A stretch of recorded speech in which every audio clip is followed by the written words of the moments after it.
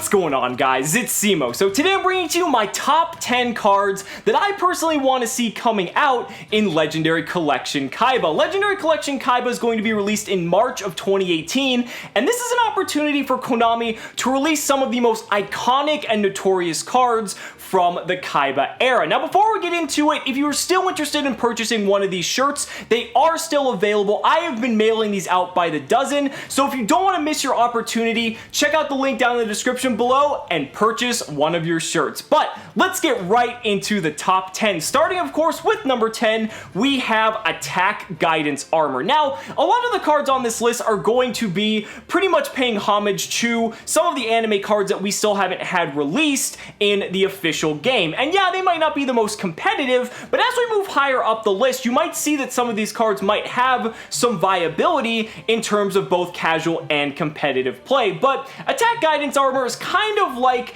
a mishmash of like Magical Arm Shield or Sakuretsu Armor, something like that. It's a bit of a slow card, but the artwork is sick. And imagine, because this whole set is going to be an all foil set, so all the pictures that I show here, just imagine how beautiful these cards are going to be to add to your collection. Now, moving on to number 9, we have Reflect Energy. Reflect Energy is a card where you tribute one monster for a quick play spell, and all monsters can attack your opponent directly during this turn. We saw Kaiba use this against darts at the end of Waking the Dragons, and this would have a really niche application in terms of competitive play, because imagine you're going into time of game 3, you have a card like this, and you're able to attack directly with everything on the last turn because you don't have to clear your opponent's monsters, and you just win the game solely off of that. So there is a little bit of an interesting application here maybe for this card in the side deck. I mean, we've seen shit like Mystic Walk and stuff in the past, so honestly, if that's viable, I'd say this is probably viable as well. It has the cost of tributing a monster, which is a little bit steep, but in the era of Yu-Gi-Oh! That we're currently in, it's really easy to just spam a bunch of monsters onto the board and go in. I think this is a really cool card, and again, I think it would be absolutely gorgeous when we get it printed in real life. Now, moving on to number 8, we have Negative Energy Generator, the first card, rather the first spell card ever used in the anime. The Negative Energy Generator. It multiplies my monster's attack by 3. It multiplies my monster's attack by 3. Now, Negative Energy Generator, it's really weird because it essentially triples the attack of a dark monster, presumably with 1,000 or less attack. But imagine that in something like Burning Abyss that has a lot of monsters that are dark and under 1,000 attack. Again, I don't think that's very viable, but there's a lot of really cool things you could do with a card like this. And again, just solely for nostalgic purposes, it's absolutely phenomenal. Now, moving on to number 7, we have Power Balance. Now, Power Balance is interesting because it's one of those cards that if you're behind, it can help you get back in the game, very similarly to something like Balance of Judgment or Evenly Matched. Power Balance is a card where if you control no cards and your opponent has an even number of cards in their hand, so let's say for instance they have 6, you activate Power Balance, it is a trap card, you get to draw 3 cards since it's half of 6, and your opponent has to discard 3 cards from their hand. That's an absolute game changer, but it has a very, very steep condition because you have to have no cards in your hand, which I guess it's theoretically very easy to dump cards out of your hand. I mean, we've seen Infernity function very well, and that's a deck that essentially relies on you having no cards in your hand. But at the same time, you want to play cards genuinely that are going to be advancing your game state, not something that's so specific that if you're behind, it's going to help you get back in the game, because when you are ahead, it's not really going to do a whole lot of good. But from a nostalgic standpoint, this card is just phenomenal. It's a really powerful card, but again, not as powerful as something obviously like Evenly Matched. But that doesn't deter from the fact that I still want it printed in Legendary Collection Kaiba. Now, moving on to number 6, we have Command Silencer. Now, Command Silencer is honestly a stun player's wet dream because it allows you to have a Waboku or a Threatening Roar type effect where it negates attacks, but you also get to draw a card in addition to that. So just imagine if you're a stall player and you love playing a very slow game, and not only do you have the ability to stall your opponent out for an additional turn, but it allows you to cycle a card. Imagine if Threatening Roar said at the end of it, draw 1 card. That sounds absolutely fucking nuts, and especially for any stall like Exodia type deck or anything like Burn, this this is an absolutely amazing card that if they printed it, I think would be phenomenal, not only just from a casual standpoint, but I think, you know, maybe anyone who loves to play stall or burn or like really slow decks, this is a wonderful addition for any of them.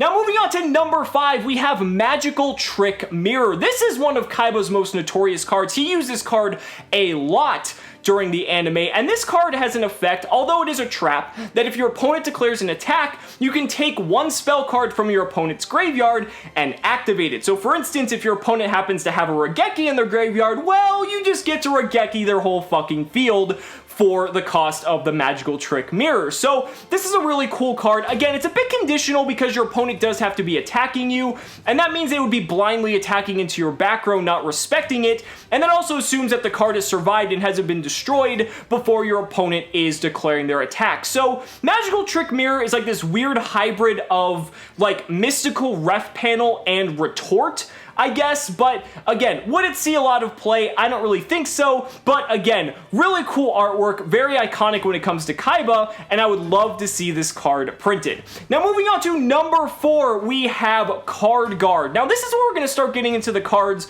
where I think they actually have some competitive viability, and Card Guard is definitely one of them. For a quick play spell at the cost of discarding one card, all monsters on the field that you control cannot be destroyed by battle or card effects.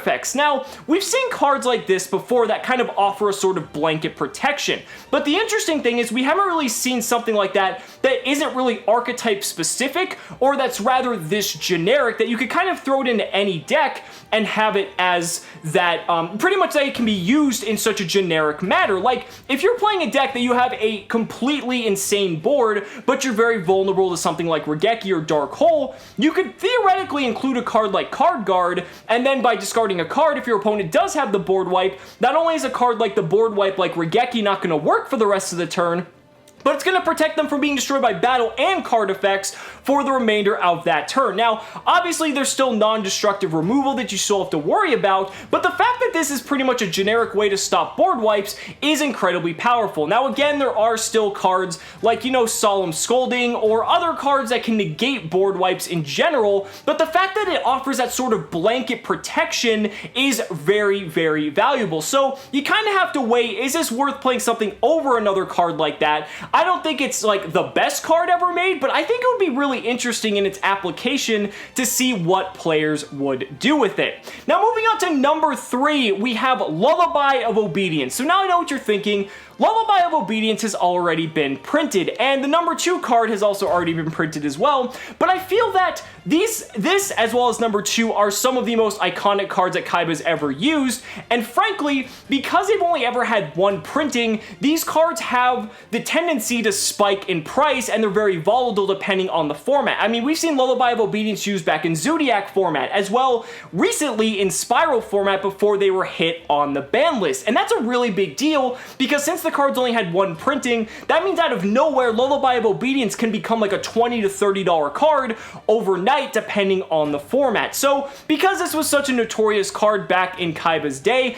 I definitely think that reprinting it in this set is definitely warranted, as well as the number 2 card, Card of Demise. You had to see this one coming because Card of Demise also has only had one printing. It has done so much for this game. It has basically breathed life into so many different rogue decks and allowed so many different strategies that probably would otherwise not be able to compete in today's metagame to allow them to do so. Card of Demise is arguably one of the most powerful draw spells in the game. Some people would argue it's unfair, and others would say it's actually okay for the game, but it doesn't take away from the fact that it's only had one printing and is anywhere from $20 to $30 because of that. And depending on the format and how people judge that, it's very volatile and can go up and down rather quickly. So I think out of all the cards on this list, I definitely expect Card of Demise to be in this set because, again, it hasn't had a printing and it's the perfect opportunity for them to reprint it because it just basically fits the theme of the collection so well. Now moving on to my number one card, it actually isn't a specific card, it's actually more so a group of cards that have the opportunity to be printed in this set.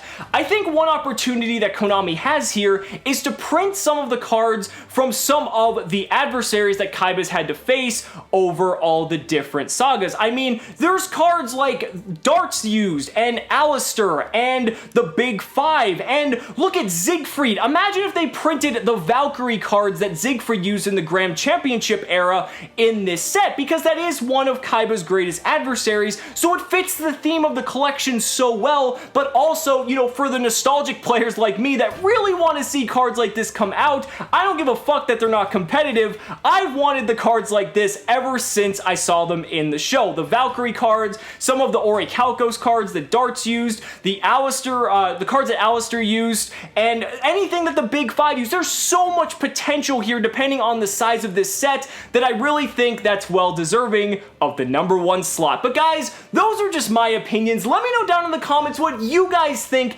are in your top 10 of what cards you would like to see printed in Legendary Collection Kaiba. I'd really love to hear your thoughts. Guys, thank you so much for watching the video. Be sure to like the video as always. Subscribe to the channel for more amazing Yu-Gi-Oh content. And if you really like this video, consider backing me on Patreon, because just by pledging only $1 a month, you're investing in my ability to continue bringing you amazing Yu-Gi-Oh content. So thanks so much again, and we'll see you next time.